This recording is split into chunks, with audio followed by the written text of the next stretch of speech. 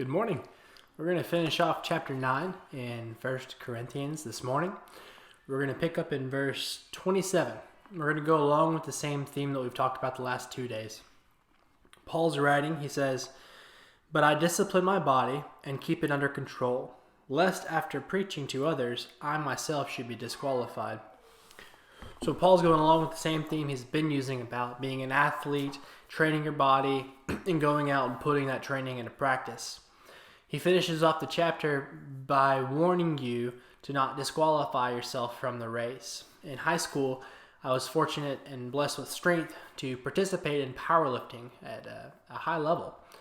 But no matter how good of a lifter you were, no matter how strong you were, there were still things you could do to completely eliminate yourself from competition. If you were to do something that the judges deemed dangerous, like dropping a loaded bar, then you could be disqualified, not only miss the lift, but completely taken out of the competition. So even if I could lift hundreds of pounds more than other people, I would be disqualified because the judges deemed me not safe for the meet.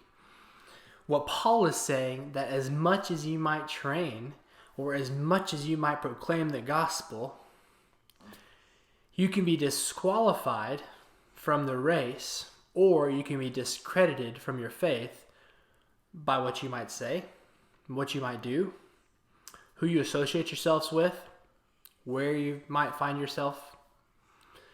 So Paul is making sure, or encouraging this church, that look, I know you talk a good talk, but be careful of what else you're doing. Be careful what other people see you doing, because if they see you doing wrong, all this good that you're doing can totally be disqualified. Say, man, I thought Paul was a good guy, but I saw him doing this, so maybe all this is just show or fake.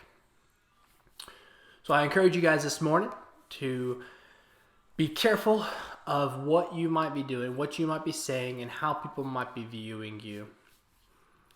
As great of an athlete as you might be, or as great of a prayer warrior or a proclaimer of the gospel you might be, your witness can be severely hindered if you're talking about other people or doing things that we ought not do.